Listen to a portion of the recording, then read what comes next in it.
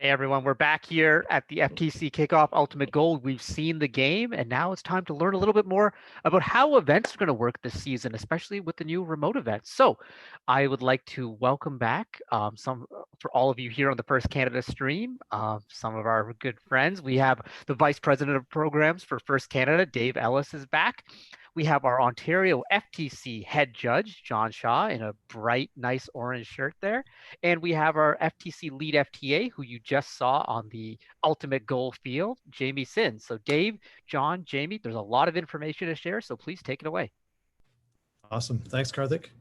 I'll be starting off with just a really quick overview of what our events are going to look like, and then we'll be passing off to John and Jamie to get into some of the details.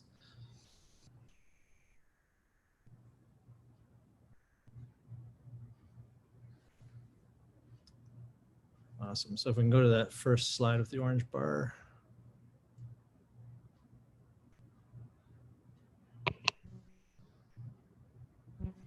Perfect. There we go.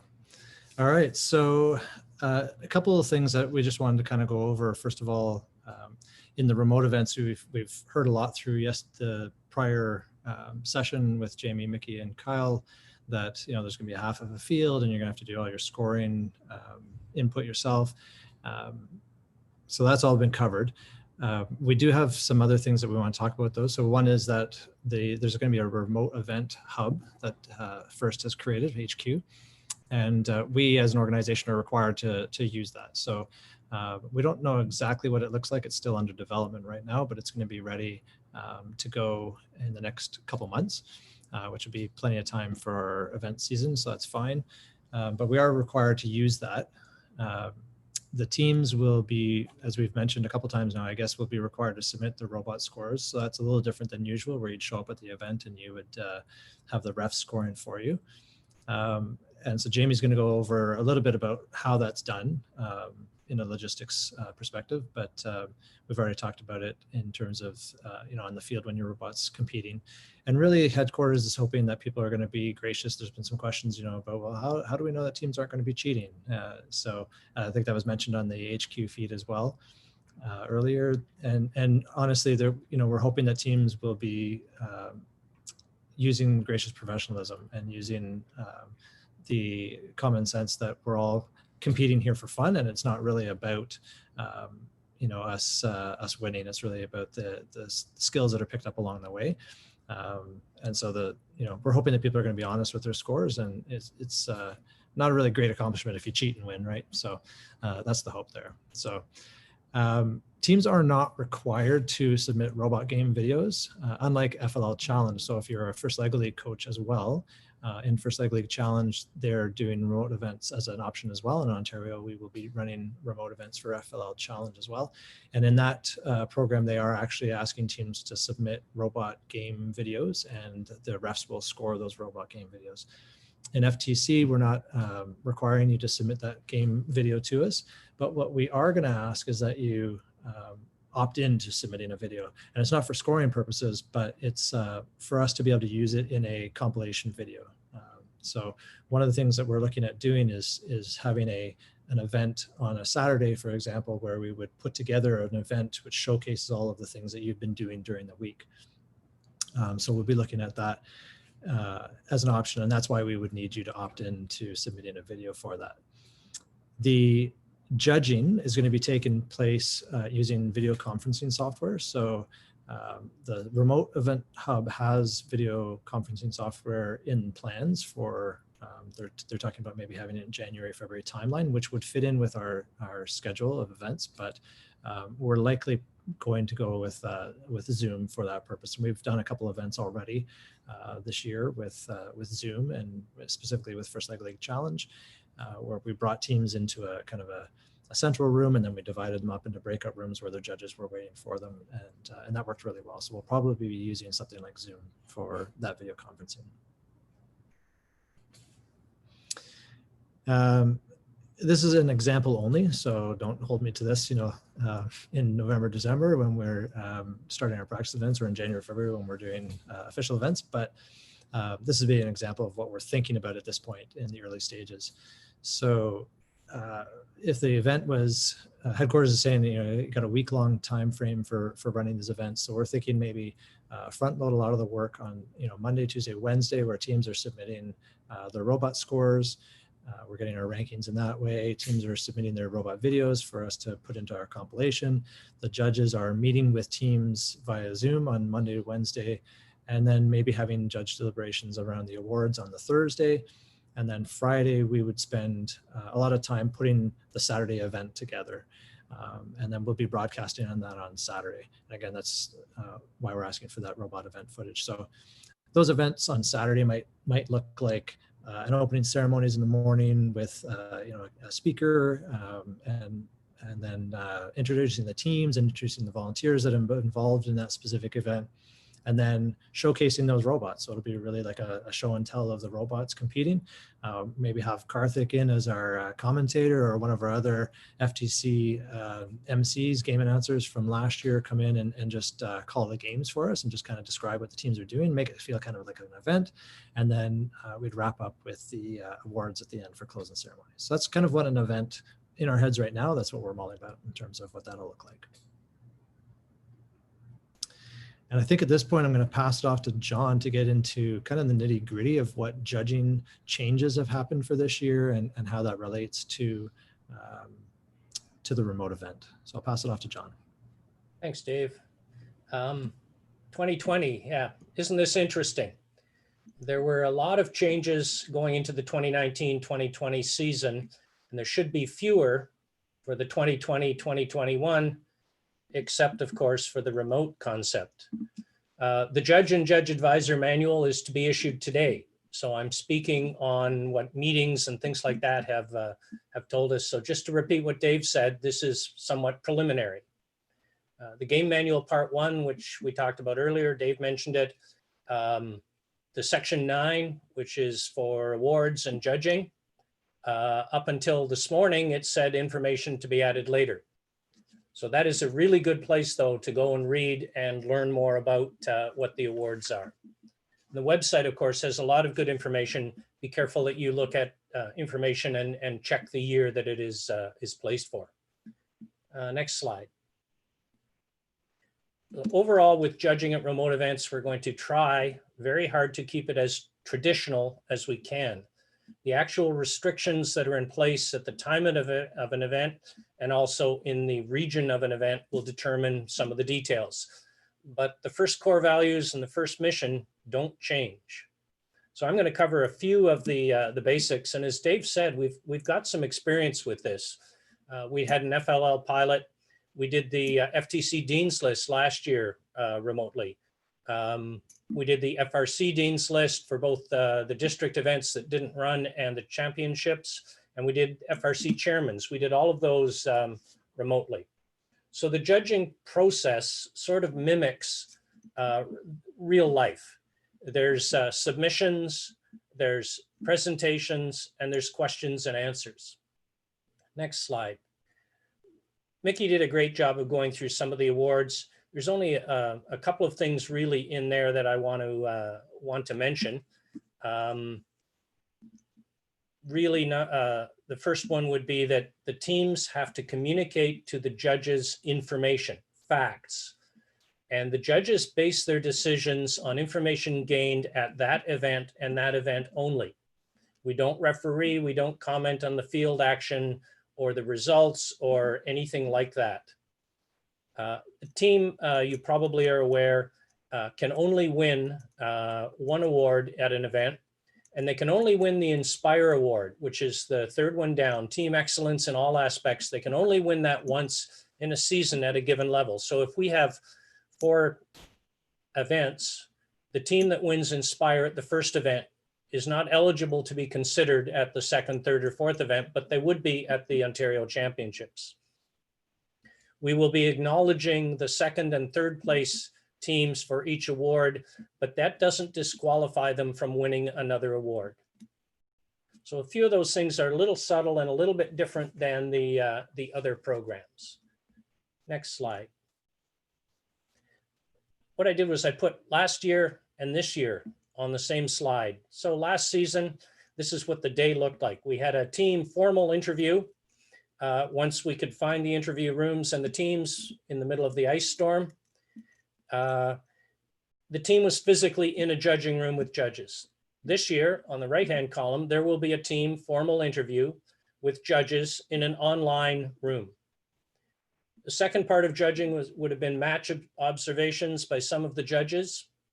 That's not going to be possible. There was discussion about videotaping for the purposes of judging, but the danger of that is that some teams have very good video equipment and some teams won't. And a team might be disadvantaged by the quality of the video, which means we wouldn't really be judging the robot and the team's accomplishments. Again, last year we followed up with peer interviews. This year we may have, probably will have, a second interview for all the teams online. More or less a repeat of the first interview, although you may find the questions would be different and it would be different judges. Also last year, we would have reviewed the engineering notebooks by some of the judges. Most judges would look at the engineering notebook partially or slightly to look for some more information about for specific awards. This year, we'll have to use the engineering portfolio for that. And then, of course, we had the high five line, and be excited to find out how we're going to do a high five line remotely. Next slide. A couple of other changes. The engineering portfolio is a big one. Think of it as the best of an engineering notebook. Think of it as an expansion of the executive summary. It will be submitted electronically with details of how we do that to follow. It's only 15 pages long, but it will be very important to the judges with respect to the Think Award, which is based on the engineering notebook, but all the other awards as well. So that's a key effort for all the teams. The Control Award, there is a submission as in the past. The submission was a form that was submitted during the interviews. It talked about the goals that the team has for autonomous, the sensors that are used, the algorithms that are used. It will be the same sort of thing, but it will have to be submitted online as well. Details to follow. There will also be a requirement, and again, this is tentative, for a video link to a video that shows the robot's features related to the Control Award. And again, I'm getting tired of saying this, more details coming up. Last year, the interviews were 15 minutes total time. The formal interviews, a 5-minute presentation, 10 minutes question and answer by the judges. Right now, we think we'll do the same thing. Of course, it's online. The objective of these interviews is to allow the judges to learn about both the robot and the team. So that is important to cover all aspects of what the team has accomplished, including the robot. It may not be possible with COVID-19 restrictions to have all your team together in one place for the online interview. May actually be separate members at various locations. That's what we did with FLL, and it worked very well. Next slide. So the online meeting will be set up, multiple rooms. The host will greet the teams and then admit them to the judging room when the 2 or 3 judges are ready to go. There will be a limit on how many attendees. It doesn't really mean people, it means sort of computers that are linked in. If the restrictions allow it, you may have all your team in one area. If the restrictions don't allow it, you may have completely separate rooms. We're likely to have approximately 5 sort of computers tied into this room along with the judges. Of course, the judges won't be together. They will also be separate. 2 coaches will be invited to attend as silent observers. The key to all of this is we will all be observing the health precautions that are in effect in our province, in our region for this. So a few more tips here coming up on the next slide. Read the award descriptions. There's not much time, so focus on those criteria. Take advantage of the remote situation. Be sure that the machine is covered. Be sure that the team activities are covered, and practice. Hold Zoom meetings. You can hold Zoom meetings from your dining room to your living room and practice handing off, practice answering questions, Visual aids may be helpful, but practice and show the visual aid and be sure that you can in fact see it over the within the virtual realm. The robot itself should be there. Sometimes the robot is not very large, so there may be a camera issue. So that's why visual aids of other sorts may be very useful. One key to judging is judges make their decisions based on facts, not based on people saying, we think we have the greatest robot, based on what the robot actually does, based on what people tell us about the robot, not their opinions. So that's pretty important.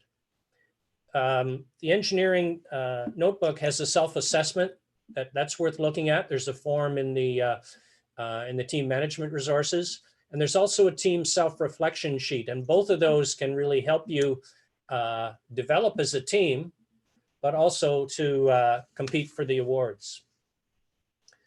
The next slide contains a new aspect this year, some team feedback. Last season, there was no mechanism to provide feedback from the judges to the teams. This year, a trial mechanism will be put in place.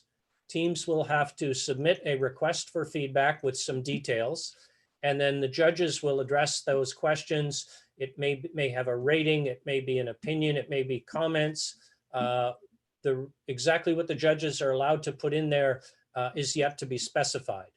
And even if this was a traditional event, the judges would send the feedback via email after the event to the head mentor, who would then give it out to the team.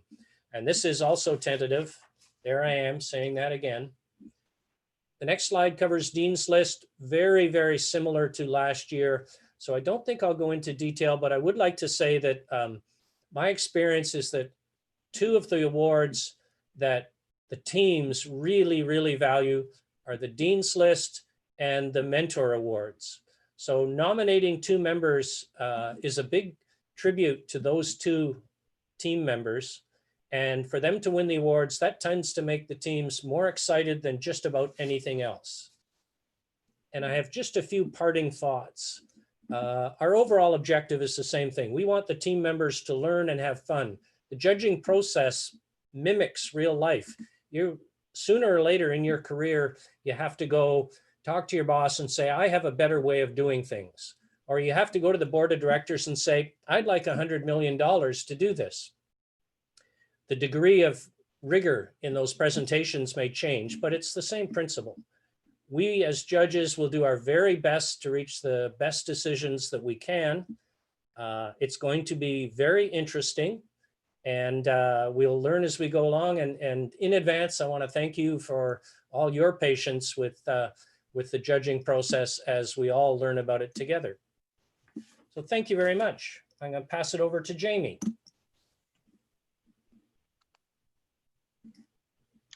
So I get to talk about the highly secretive right now, the FTC cloud software. Currently, what you're about to see is the alpha testing version of it. This is likely the only version that is available to be seen by the public right now. The screenshots, keep in mind, may change from now until your virtual event. And this is a mandatory software. You must be using FTC Cloud to score and submit your matches. So we highly recommend you start using practice matches as soon as it is available to you. Next slide. So the first slide you see here is the login page. The username and password login is only available right now during the testing. You'll be logging in with your first dashboard account, the same one you use to manage your TIMS or student accounts. This is something that must be provisioned by your lead mentor later on. We'll see more information about that in the coming months. Next slide. So after you've logged in, you'll see this screen, which is the regions and team screen. The region screen may not be available to you because it is designed as an administrative item. You'll be able to potentially select and view match scores from your event you're registered in, but we aren't certain on that because it's still in development. You do see a lot of list of teams below. All of the teams that you're associated with are attached down here. These are test teams, so they haven't actually been created or anything, so they're working on that. Next slide. So after you select your team, the page you see right now is the dash that after you logged in. You see on the left there is the test matches, events, which is currently selected, and users. There's no events currently attached to this team, so you see nothing like that. But once you've been attached and signed up for a qualifier, you will see it appear, and we'll go through that later. The first thing we'll go through is adding users. If you go to the next page. So this is after you've clicked on the add user, you'll be able to invite a new team administrator. This is someone who can manage the matches and control some other team information. We recommend that this person be a mentor, and we can work a little bit more information on that when we have it later. Next slide. So this is on the test match page. You will see two buttons here. One is to play the test match, and the other one is to open the display. The open display is the audience display that you would typically see at an event, where it has the timer, the match score, the match status, and everything else that you'd expect. You want to open that in a separate browser tab or on a separate computer. That way you can see the timer as you're controlling it without having to swap between the two of them and make your drive team a little bit frustrated. Next slide. So after selecting both of them, you see them both side by side here. You see the match control panel on the left and the display options on the right. You can just hit save on the display options. The defaults are fine. Most of these are only really used for in-person events where they have chroma keying. The one on the left is the one that is controlled by the team administrator that you just saw on the last page. But one thing to note is the display options page does output, or the audience display page does output audio to cue in the drivers to start the autonomous period, as well as transition to the driver operated period. Next slide. So after we've saved the page, on the right, you see it transition into the match preview, which is what would happen if you clicked the match preview button in the top left that is blue. This shows you the preview for the upcoming match. It will list currently the only team because this is a remote event. You're the only one team competing in this. If you go to the next slide, this is after you have done the show match screen. This gives you the general audience display that will show throughout the match. It has the autonomous scoring data on the left and the driver controlled scoring data on the right. It has a very large timer, and it has the current score associated with your team below you. Next slide. As we talked about during the deep dive, you will have to randomize. The randomize button must be done only after the drivers have placed and are no longer able to touch the robot. This is just to ensure fairness and that no one else has any unfair advantages for it. You will see the scoring zone that is intended to be used during the match for autonomous to move the wobble over to it, as well as the number of rings to pre-stack in the location. Next slide. So after you've randomized, you are able to start the match. After starting the match, it'll count down over an audio cue to when to start the autonomous period. The page you see on the left is the autonomous scoring page. It will show you all the various points you can enter into autonomous, saying, okay, this is how many high goal, medium goal, or low goal. Did they move the wobble goal? Did they shoot down the power shot targets? How many minor and major penalties? All of these things are to be tracked according to the rules. You can only enter this after the autonomous period has finished, and during the transition period is the ideal time to do this. So that way you're not worried about entering and missing teleoperated scores. Next slide. This is the teleoperated score. It's very similar to the autonomous score. It appears after you have submitted the autonomous score. The score here adds in a couple of endgame items, as well as more scoring options for the power shots, since you can score them again in endgame. So we have on the right, the timer still counting down. No score has been entered, as this is just a 0-point match. Next slide. After the driver controlled period has ended, you are able to submit that. After that, you are able to review the score for both the teleoperated and autonomous, and have those last little edits if you missed one thing or needed to correct any miss errors. After that, you are able to submit the score. Submitting the score does nothing right now. It's because it's a test match. But if we go to the next page, now we are magically in an event.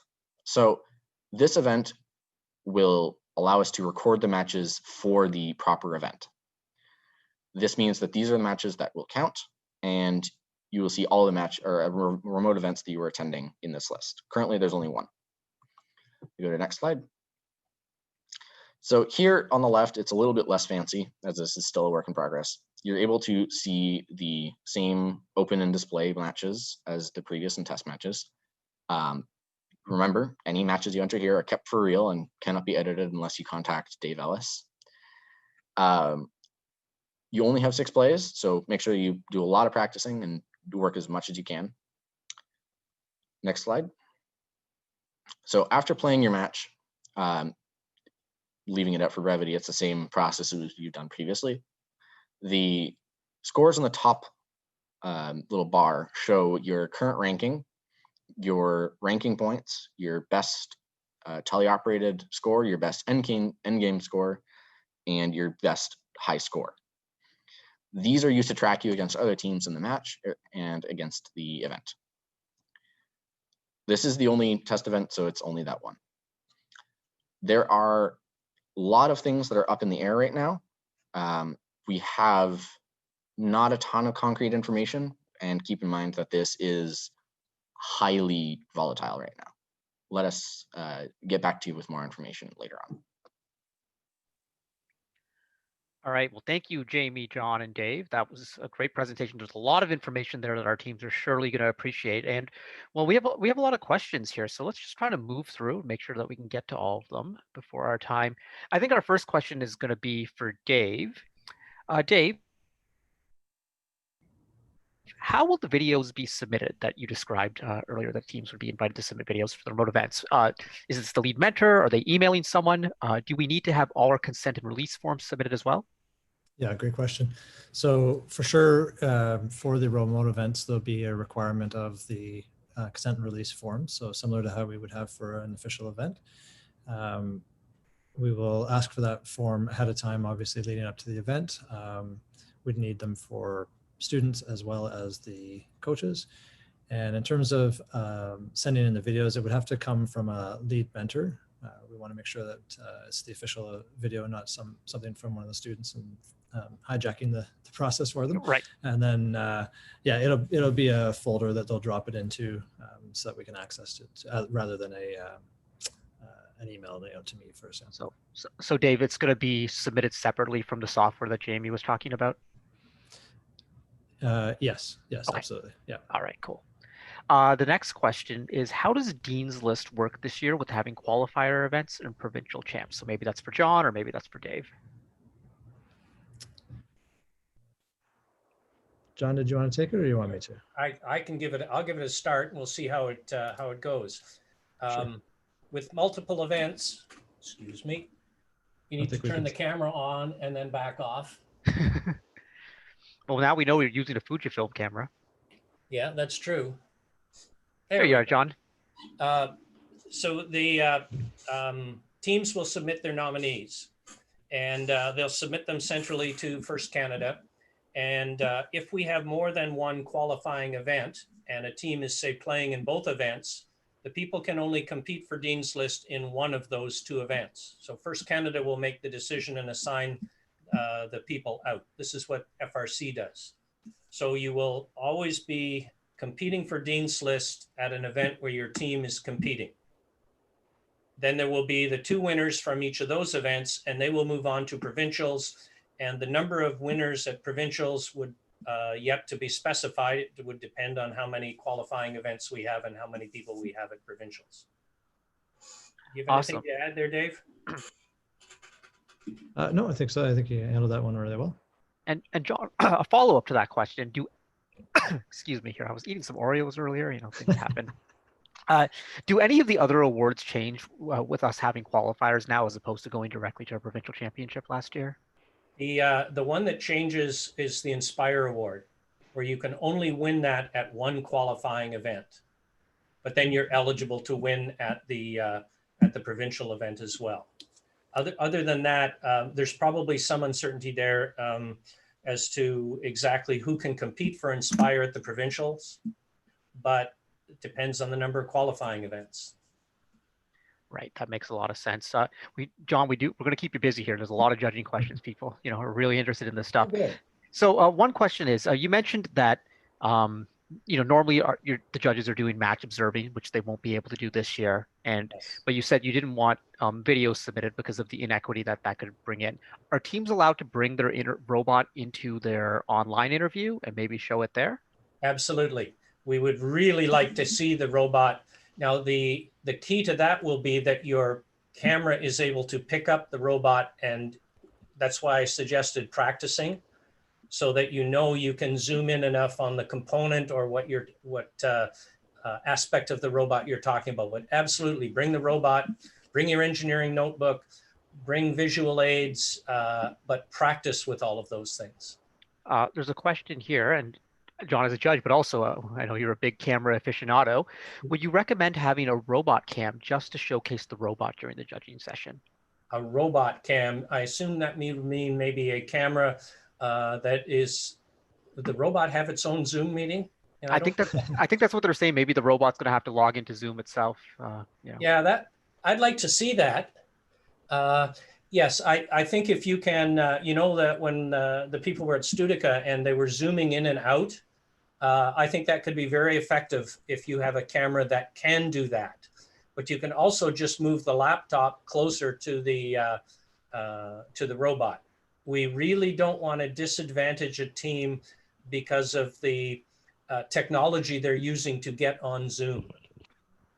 Yeah, I've seen a team, Karthik, with a phone, right? So their Zoom camera is what they're speaking on, but then they have their phone and it's also logged into the Zoom meeting, and they're using that camera to show the robot that way, and that way they can move it around different angles on the robot and stuff. So yeah, that's a great point, Dave, and I think it's something for our teams to remember is to be creative and understand the judges know that this is a difficult situation, and the judges are really, if there's one thing our judges are big on in First Canada, it's principles of equity, diversion, and inclusion. So they want to make sure you're included. They want to make sure that all teams are treated equitably. So they'll work with you to come up with a good solution.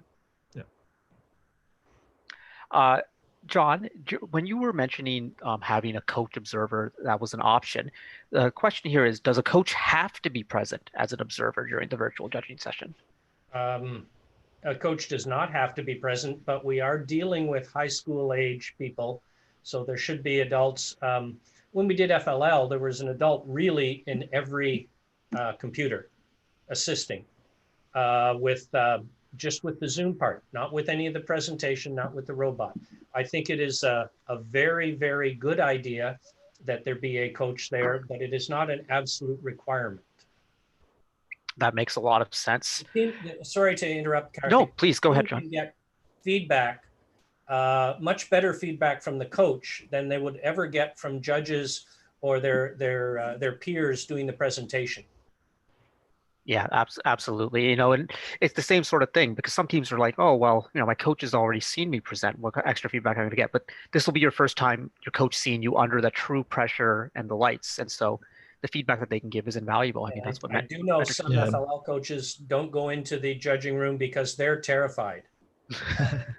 Well, I was going to add on to that. I think too that, perhaps that question was coming from a perspective of YPP, right? Like, do coaches have to be in there to supervise the children? And so, John, maybe you want to talk about the requirements in a judging room in terms of on our side, in terms of the judges that have to be there. Can we just have one judge in that room, for example? The judges always work in pairs, and all the judges are YPP qualified. Online, I probably would want to look that up to be sure, but we would want a minimum of 2 judges. So that means 2 Zoom feeds going into the, I'll call it the judging room. Yeah, you nailed it. It's a minimum of 2 for sure. Likely we'll probably have more than that. We'll probably, with FLL we had, I think, four in each room, but we'll definitely have a minimum of 2. So I think that's why there's not the requirement of having a coach in there to make sure that the kids are safe, because there's already 2 YPP screened adults in the room. But certainly if I was coaching, I'd want to see how my kids did. Yeah. Great. That's some great advice there and some great insight about all the different variables that go into these things. A logistics question about the judging. Can teams share their screen during the remote judging session? We certainly did that during FLL. So yes, they can share their screen. If they, again, I would stress practicing so that they can share, unshare, new share, and they know their way around doing it. I hate to say this, but at our dress rehearsal, we had some challenges for this meeting, getting the share screens all. I know everybody's laughing, but that's true. It's for even the most experts and most pros, sometimes something goes with technology, internet connection drops, all of these sorts of things are struggles. But the great thing is, our judges are going to work with all of you out there, and they're going to work to make sure that you have the most optimal judging experience. Jamie, who on a team is going to have access to log into the FTC cloud? So initially it will be lead mentor 1 and lead mentor 2 will get access to it based upon the remote event hub. We don't have access to that as of yet because it's also not built, but we're still working on figuring that out. And Jamie, during your presentation, you mentioned the term alpha testing. Can you explain a little bit what that means to our audience? Sure. So most software applications go through different stages of testing, from their initial design where there isn't actually anything working to a fully fledged product. So there's multiple stages in between.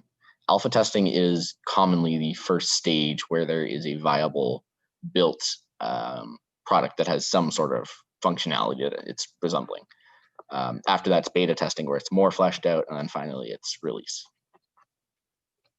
All right, well, that makes a lot of sense. For FTC Cloud, teams are very much used to having an audio cue to let them know that with the transition from autonomous to teleop. Will there be something like that, either auditory or visual, for teams? Yes, there will be a 3, 2, 1 countdown. It's very similar to the previous years where it's 3, 2, 1, go, and then there's a adjective saying go or something along those lines. Is there some sort of horn? Yeah, as usual. Can you simulate that horn for us, Jamie? I cannot. I do not have the vocal range required. I was just hoping there maybe we could record Jamie. I could log into the software and simulate it, but otherwise, that's outside my vocal range. In chat, we have the comment 3, 2, 1, game changer. So. Jamie, and this one might be for Jamie, might be for Dave, but someone mentioned that are there only 6 plays for a whole season, or is it 6 plays per event? You get 6 plays per event. So each event you have 6 recorded plays and an unlimited number of practice plays. All right, and so how does one determine the difference between a practice event and a real one? So when I showcase it, there's a button that says test match. That is the practice matches. You can run as many as you want. It's outside of the scope of any one specific event. Then when you go into your events, you select a specific event that you want to record matches for. Depending on how we do qualifiers, you may or may not be registered for multiple events. So make sure you keep in mind the submission timelines for each event and submit during the correct timeline. So then, Jamie, say I'm signing up for like the Ontario remote event number 1, and I go in there to record a match, and then 5 seconds in, my robot dies. Can I reset and start over, or does that count as one of my runs? That does count. That is how real life happens. Think as if you were in a real in-person event. You'd be asking the FTA to come over, but even as an FTA, I'm very limited in what I can troubleshoot your robot. The match still goes on. There's no replays. Unfortunately, it's the hard knocks of life. So, but you do have 5 other matches. Right. So I'm going to ask a question, Jamie, that sometimes in our real matches, there are replays. Are there replays in remote matches? Like for some There reason? Are not. Okay. So the only cause for replays usually in real life matches is wireless interference or a field fault. Because we don't have a consistent field that has a standard and the field is an unknown for every single person, we can't say that there's a potential of a field fault. Now, because there's no opposing robots, we can't say that there was any malicious wireless interference. If that changes for in-person events, that may be different, but to my knowledge, there is no replays for remote. Right. A question for Dave. You mentioned earlier this morning a little bit of a rough timeline for the practice events and the remote events. Do you mind going over that again for our audience? Sure, yeah, absolutely. So the practice events we're targeting right now, November, December, probably December. And really the goal of that, typically we were, before COVID hit, we were mapping out for a November, December qualifying season and then a January championship. Similar to our timeline for last year where we didn't have qualifiers, but we had the championship in January. But with COVID, we thought it would be wise to bump that season out. So we're going to be pushing our qualifying tournaments to January, February, and then our provincials later. But we thought that it would be good for both volunteers as well as teams to have these practice events. So if teams are ready, we're going to have some practice events available for them in December to do that. And part of that goal of pushing it out was also to look at giving teachers and schools and kids time to just let the dust settle on September, right? And not have to stress, as well as maybe you don't have to meet as often during the week. So, what I've been told is that the virus lasts on metal and plastic about 3 days. So maybe you can do, a Monday meeting and a Thursday meeting. And if you cycle that, week after week, then you're giving it that 3 days in between to help offset. Obviously, you'd want to wipe everything down and do all the normal safety protocols as well. But that nice 3-day window there is available since we're pushing the season out. You don't have to meet, every single day through the school week. So that was kind of part of the goals.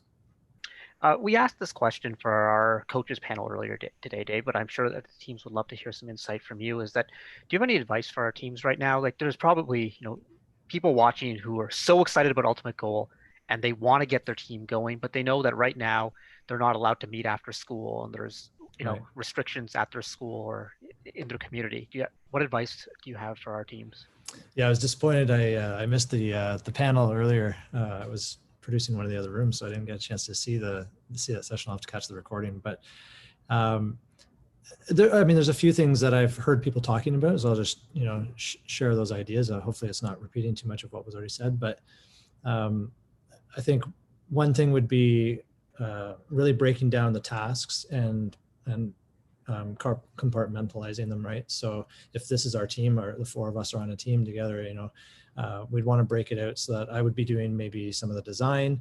And one of the things I've heard with that is that if someone's doing the design, maybe have the design meeting and I'm sharing my screen and you guys are watching, how I'm putting it together in CAD and giving suggestions. So we're still working as a team, but only one person's obviously like doing it. I've also heard there's some CAD software that is collaborative. So kind of like Google Docs, but CAD docs sort of. Onshape is one of them, I think. I haven't used it myself, but I've heard that it's really good from that perspective. So that would be even the next stage of that, where you've got the 4 of us working together on one CAD drawing, which I think would be really, really cool. And real life experiences too, right? I'm sure there are companies where their engineers are in different locations and they're working together on a project like that. So really some neat skills that way. So I think you can do that kind of thing where you're breaking out roles, maybe more specifically than in the past, and having leads in different areas. From a building perspective, I think building in modules would be really good. And again, if you're giving time between bringing those modules together on a robot, I think that could work. From a coding perspective, I think similarly, you can work on separate code, and maybe one person's working on the autonomous and one person's working on teleop. Maybe you're working on different aspects of autonomous. I'm going to be working on trying to deliver that wobble goal to the right randomized spot on the field or whatever, right? And so that's my task, but maybe Jamie's task is to be looking at how can we be deploying rings effectively during autonomous or whatever. So I think you could break up those tasks and then maybe bring those together if it can work that way, or see which one is going to score you the most points. So I think really dividing those tasks up and working in linear fashion like that with the same end goal of bringing everything together, I think is probably how I would be running my teams. And then if we can physically meet once or twice a week, of course, socially distanced, but bringing certain things together, I think is cool. Even just to have some time together to chat is nice. Zoom's good, right? But it's nice to actually see people and be able to say hi in person, even if you're socially distanced. So I think there's definitely some ways. And then there's all the other aspects like the business development and the marketing and all those things that I think can easily be done through the Zoom sessions. So Definitely, I think the building is the most challenging, but there's definitely good workarounds, I think, for it. Awesome. Another thing that came up was we had a great discussion about how to do FTC in the classroom, and we discussed the class packs and that sort of thing. What about for, the students who are watching and their parents who, the school's already said, we can't do this year. There's just no way we can make this work. We're really sorry. We're going to be back next year, but we can't do this right now. Do you think it's feasible to get an FTC team started in a home or within like an outside learning pod, maybe? Yeah, great question, actually. Certainly, our schools are a big chunk of our teams, always have been and always will be. And when schools are able to, I know teachers are, a lot of teachers are really wanting to do these things, and their hands are tied, right? So we understand that, and that's not an issue. If my child was on a school FTC team, my girls, if they were on a school FTC team and that team wasn't able to run, absolutely, I'd be running a team out of my house for them, right? It's easy enough, it's accessible enough for parents to do it, especially with all the resources, a ton of resources online for FTC, both from headquarters and from regions like Ontario or other regions that have a little bit more maturity than Ontario in terms of how long they've been around. There's tons of resources online. We've created a series of videos that'll be going up online shortly with right from unboxing the robot to taking it through the autonomous stage. So there's definitely a lot of resources out there for parents. We've got our Mac crew that's available too, so they might be able to support that way. We did a summer training course for teachers this summer and used Discord as a really good channel for supporting those coaches as well. And so we're going to be looking at different ways to support community members who want to pick up teams by themselves, because it's totally doable. You only need 2 people on a team. You can have a maximum of 15, but 2 to 10 is a great size of team. And so if you've got 2 kids, or you're working, like you said, in pods, if you're doing any of these learning pods, be a great option for them. Thanks, Dave. That's really, really insightful. We got one last question for you. It's a quick one, but for teams who have already registered, how and when do they get their kickoff kit? Their kickoff kit, like the robot? I'm not sure. So when you register your team, you pay for it online, and then you have the option to select your robot right there on the website. So you can go in there and you can select which, either the Rev kit or the Tetrix kit. If you want to go with a different type of kit, you would just skip that step. So you can go ahead and you can order those right there in the registration system when you're setting up your team. Pay for it there. If you've got a robot from last year, you can just reuse that robot from last year if you want. But if you want a new one, you can certainly do that. You can also call Studica, and James earlier when he was on with the deep dive, he was talking about going on Studica's website, and he said to me afterwards, really it's more beneficial for people if they call us, because they'll get exactly what they want, because sometimes people go on the website and they're not sure and they start selecting things, right, and then they get stuff that they didn't really want or need.